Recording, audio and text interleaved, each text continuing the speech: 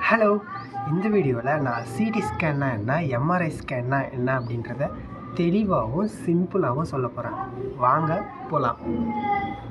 Okay, first CD ஸ்கேன்னா என்ன? CD ஸ்கேன்னா computer tomography அப்படின்ட்டு சொல்லுவாங்க. இந்த சிடி ஸ்கேனில் வந்து ஒரு ரேடியேஷன் வந்து நம்ம பாடிக்குள்ளே பெனட்ரேட் ஆகி இமேஜஸை க்ரியேட் பண்ணும். அந்த இமேஜஸ் நம்ம கம்ப்யூட்டரில் ரீகான் பண்ணிக்கலாம், அதாவது ரீகன்ஸ்ட்ரக்ஷன் அப்படின்ட்டு சொல்லுவாங்க. அதுதான் அதாவது எக்ஸ் ரேடியேஷன், கம்ப்யூட்டர், இது ரெண்டுத்தையுமே வந்து இந்த சிடி ஸ்கேனில் யூஸ் பண்ணுவாங்க. அதனால தான் அது கம்ப்யூட்டர் டோமோகிராஃபி அப்படின்ட்டு சொல்கிறாங்க. நம்ம நார்மலாக ஒரு எக்ஸ்ரே எடுக்கிறோம் அப்படின்னா அந்த எக்ஸ்ரேயில் வந்து நமக்கு ஒரு ஃப்ளாட் இமேஜ் தான் கிடைக்கும். நம்மளால் 3D வியூவில் அந்த இமேஜஸை பார்க்க முடியாது. பட் இந்த சிடி ஸ்கேனில் அந்த எக்ஸ் ரேடியேஷன் மல்டிபிள் ஆங்கிளில் இமேஜஸை க்ரியேட் பண்ணோம். அந்த இமேஜஸ் நம்ம கம்ப்யூட்டரில் பார்த்துக்கலாம். ஸோ இதுதான் வந்து ஒரு நார்மல் எக்ஸ்ரேக்கும் ஒரு சிடி ஸ்கேனுக்கும் உள்ள வேறுபாடு அப்படின்ட்டு சொல்லலாம். இந்த சிடி ஸ்கேனில் நம்ம என்னென்னலாம் பார்க்கலாம் அப்படின்னா, நம்ம இன்டர்னல் பாடி ஆர்கன்ஸில் எதனா அப்நார்மாலிட்டி இருக்கா அப்படின்றத பார்த்துக்கலாம். ஆர்கன்ஸ் லைக் பிரெயின், நம்ம தொராசிக் ஆர்கன்ஸ், அப்டமினல் ஆர்கன்ஸ், இந்த ஆர்கன்ஸ் எல்லாம் எதனா அப்நார்மாலிட்டி இருக்கா, எதனா டியூமர் இருக்கா அப்படின்றத இந்த சிடி ஸ்கேனில் ரொம்பவே தெளிவாக பார்த்துக்கலாம். இந்த சிடி ஸ்கேன் அதுக்கு ரொம்பவே பேர் போனது. அதுக்கப்புறம் நம்ம ரத்த குழாயில் எதனா அடைப்பு இருக்கா, எதனா வெடிப்பு இருக்கா, அதாவது அடைப்பு அப்படின்னா இன்ஃப்ராக்ட் அப்படின்ட்டு சொல்லுவாங்க, வெடிப்பு அப்படின்னா ஹெமரேஜ் அப்படின்ட்டு சொல்லுவாங்க. இந்த மாதிரியான எதனா ப்ராப்ளம் இருக்கா அப்படின்றதையும் இந்த சிடி ஸ்கேனில் நம்ம நல்லாவே பார்த்துக்கலாம். இந்த சிடி ஸ்கேன் அப்படின்றது ஒன்றும் இல்லை, நார்மலாக நீங்கள் வந்து அந்த சிடி கவுச் மேலே படுத்திருப்பீங்க.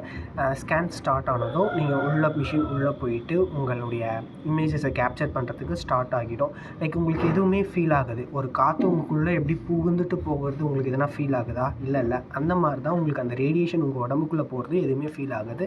நீங்கள் நார்மலாக படுத்திருப்பீங்க, ஸ்கேன் முடிஞ்சிடும், அதுக்கப்புறம் வெளியே போயிடலாம். இவ்வளோ தான் வந்து சிடி ஸ்கேன் அப்படின்ட்டு சொல்லுவாங்க. இந்த சிடி ஸ்கேனில் வேறு என்னென்னலாம் அட்வான்டேஜ் இருக்குது அப்படின்னா, இந்த சிடி ஸ்கேனுடைய ஸ்கேனிங் டைம் வந்து ரொம்ப ரொம்ப கம்மி. ஒரு 5 நிமிஷத்துலேயே உங்களுக்கு வந்து ஸ்கேன் முடிஞ்சிடும். உங்களுக்கு கான்ட்ராஸ்ட் தந்து பார்க்குற மாதிரி இருந்தது அப்படின்னா கொஞ்சம் எக்ஸ்ட்ரா டைம் ஆகும்.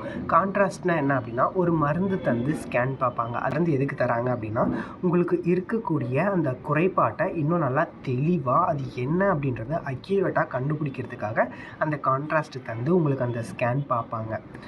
ஸோ இதுதான் வந்து இந்த சிடி ஸ்கேனுடைய அட்வான்டேஜ். நிறைய டாக்டர்ஸ் வந்து ஒரு எமர்ஜென்சி கண்டிஷன் அப்படின்னா அவங்களுக்கு அந்த பேஷண்ட்டுக்கு வந்து சிடி ஸ்கேனை தான் ப்ரிஃபர் பண்ணுவார். ஏன் அப்படின்னா அந்த சிடி ஸ்கேனுடைய ஸ்கேனிங் டைம் ரொம்பவே கம்மி. அது மட்டும் இல்லாமல் என்ன பிரச்சனை அப்படின்றத அக்யூரேட்டாகவும் சொல்லிடும். இதனால தான் சிடி ஸ்கேன் மேக்ஸிமம் ப்ரிஃபர் பண்ணுறாங்க. இப்போ இதில் இருக்கக்கூடிய டிஸ்அட்வான்டேஜஸ்லாம் என்ன அப்படின்றத பார்க்கலாம். டிஸ்அட்வான்டேஜஸ் சிடிலையும் இருக்குது. நல்லதுன்ட்டு ஒன்று இருந்தால் கெட்டதும் கண்டிப்பாக இருக்கும் இல்லையா? அந்த மாதிரி இதில் இருக்கக்கூடிய டிஸ்அட்வான்டேஜஸ் என்ன அப்படின்னா, ஃபஸ்ட்டு ரேடியேஷன். நீங்கள் நார்மலாக ஒரு எக்ஸ்ரே ஸ்கேன் எடுக்கிறீங்க அப்படின்னா அதை விட 10 மடங்கு, 20 மடங்கு, 50 மடங்கான ரேடியேஷன் அந்த சிடி ஸ்கேனில் இருக்கும்.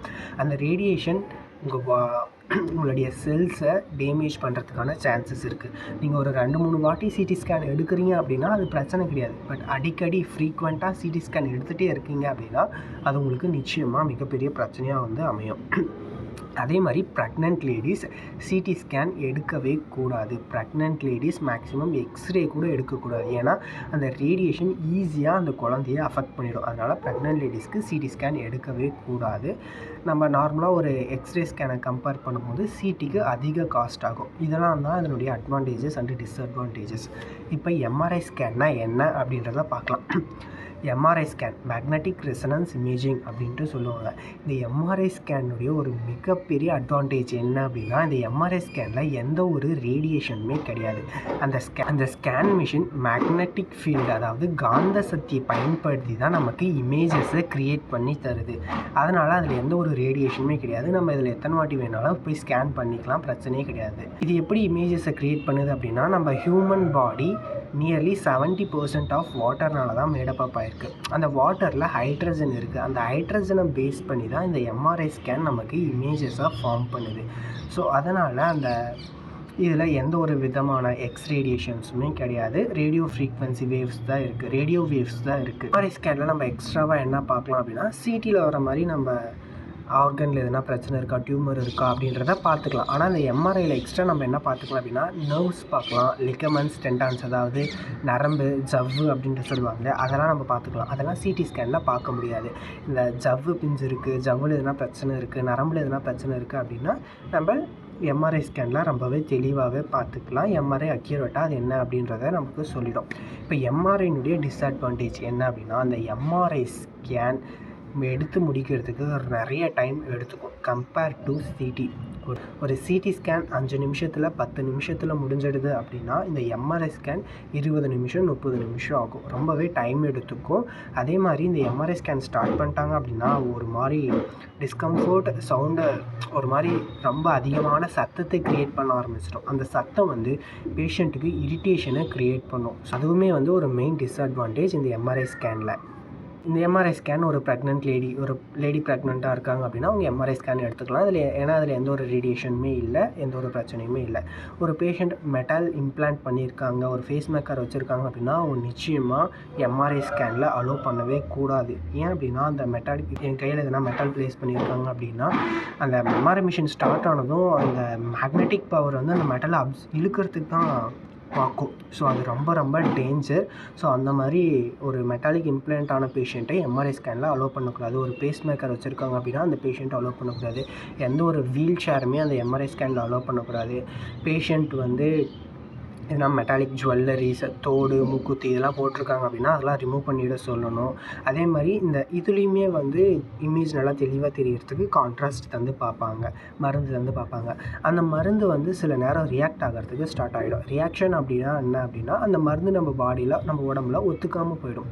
அந்த மாதிரி ஒத்துக்காமல் போகும்போது நமக்கு குளிர் எடுத்துக்கும், காய்ச்சல் வர ஆரம்பிச்சிடும். ஒன்ஸ் நீங்கள் அந்த கான்ட்ராஸ்ட் வந்து உங்கள் உடம்புல ரியாக்ட் ஆகிடுச்சு அப்படின்னு தெரிஞ்சதுமே அங்கே இருக்கக்கூடிய டெக்னீஷியனும் டாக்டரும் உங்களுக்கு என்னென்னலாம் ப்ரிகாஷன் பண்ணணுமோ அதை தந்து உங்களை சரி பண்ணிடுவாங்க. அது ஒன்றும் பயப்பட வேண்டியது கிடையாது. ஸோ இதுதான் எம்ஆர்ஐக்கும் சிடிக்கும் நடுவில் உள்ள வித்தியாசம். வேறு எதனா சந்தேகம் இருந்தால் கேளுங்க, நிச்சயமாக நான் சொல்லுவேன். பை.